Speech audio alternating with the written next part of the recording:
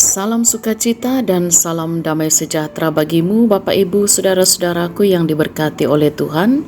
Jumpa kembali dalam renungan harian di hari Selasa tanggal 13 Juni 2023. Marilah kita berdoa.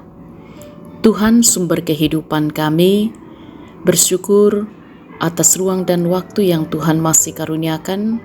Sejenak kami akan menghayati kebenaran firman-Mu. Mohon Roh Kudus menolong kami, sehingga firman-Mu akan terus menuntun langkah kami menjalani kehidupan ini pada kebenaran. Ampuni dosa kami, dalam nama Tuhan Yesus kami berdoa. Amin. Bacaan Alkitab dari kitab Injil Markus pasal 7 ayat 1 sampai ayat 22. Perintah Allah dan adat istiadat Yahudi. Pada suatu kali serombongan orang Farisi dan beberapa ahli Taurat dari Yerusalem datang menemui Yesus. Mereka melihat bahwa beberapa orang muridnya makan dengan tangan najis, yaitu dengan tangan yang tidak dibasuh. Sebab orang-orang Farisi seperti orang-orang Yahudi lainnya tidak makan kalau tidak melakukan pembasuhan tangan lebih dulu, karena mereka berpegang pada adat istiadat nenek moyang mereka. Dan kalau pulang dari pasar, mereka juga tidak makan kalau tidak lebih dahulu membersihkan dirinya. Banyak warisan lain lagi yang mereka pegang, umpamanya hal mencuci cawan, kendi, dan perkakas-perkakas tembaga. Karena itu orang-orang Farisi dan ahli-ahli Taurat itu bertanya kepadanya, "Mengapa murid-muridmu tidak hidup menurut adat istiadat nenek moyang kita, tetapi makan dengan tangan najis?"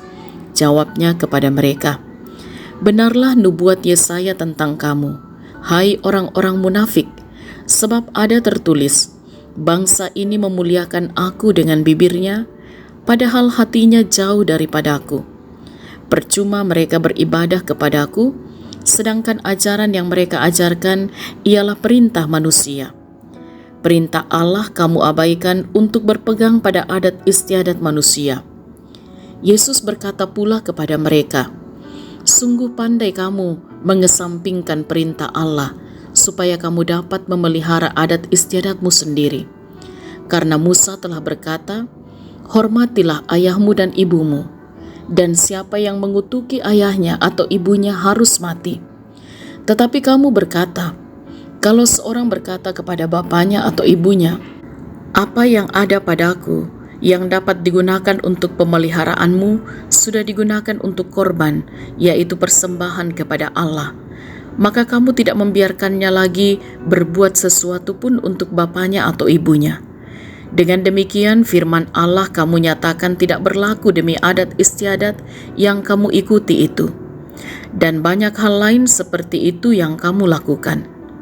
Lalu Yesus memanggil lagi orang banyak dan berkata kepada mereka, "Kamu semua, dengarlah kepadaku dan camkanlah. Apapun dari luar yang masuk ke dalam seseorang tidak dapat menajiskannya. Tetapi apa yang keluar dari seseorang, itulah yang menajiskannya.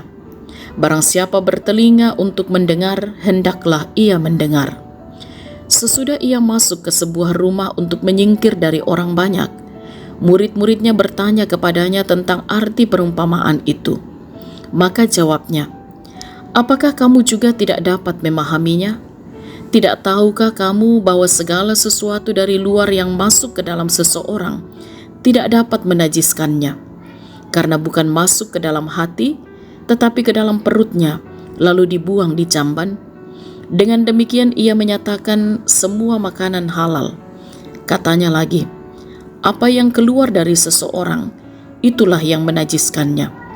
Sebab dari hati orang timbul segala pikiran jahat, percabulan, pencurian, pembunuhan, persinahan, keserakahan, kejahatan, kelicikan, hawa nafsu, iri hati, hujat, kesombongan, kebebalan. Semua hal-hal jahat ini timbul dari dalam dan menajiskan orang." Amin. Tema renungan kita ialah perintah Allah dan adat istiadat. Parentana puang matua na ada. Sahabat renungan harian yang diberkati oleh Tuhan, bagi orang Toraja, adat istiadat menjadi suatu nilai kekayaan tersendiri. Betapa tidak, adat istiadat itu menjadi daya tarik wisatawan lokal maupun asing untuk bertandang ke Toraja. Namun masih banyak diskusi seputar hubungan Injil dan adat. Apalagi masih sering ada ungkapan dalam kegiatan adat, podo ke dialog kidukai, atau yang penting dilakukan, bahwa ibadah seakan-akan hanya pendukung saja dan identitas acara bahwa acara yang dilakukan adalah acara orang Kristen.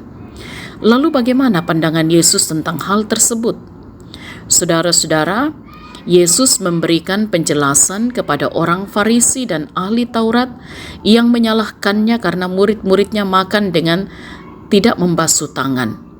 Memang bagi orang Yahudi, sesuai adat mereka, seseorang harus membasuh tangan sebelum makan. Jika tidak, maka dianggap najis.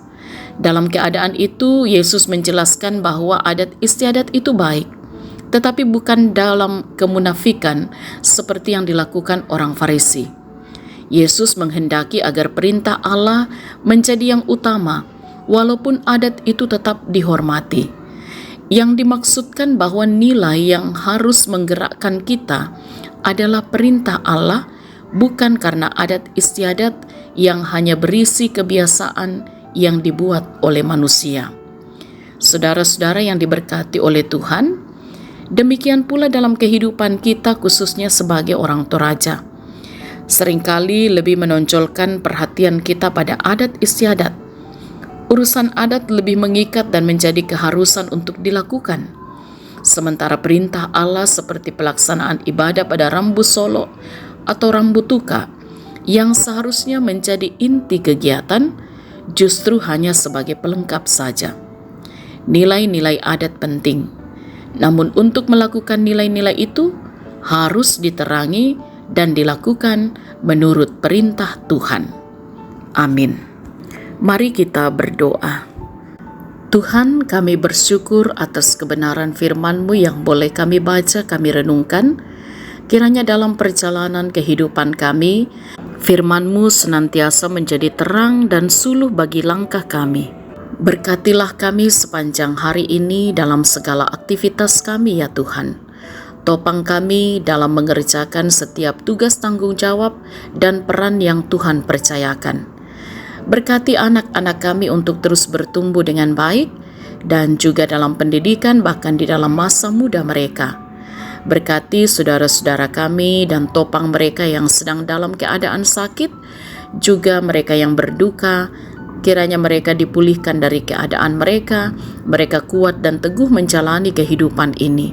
Dalam berbagai pergumulan dan persoalan-persoalan hidup, kami terus yakin bahwa kuasa Tuhan sempurna dalam segala keadaan hidup kami. Diberkatilah juga perjalanan kehidupan orang tua kami dalam menikmati dan menjalani masa tua karunia Tuhan untuk terus berbahagia dan bersuka cita bersama dengan anak-anak dan cucu.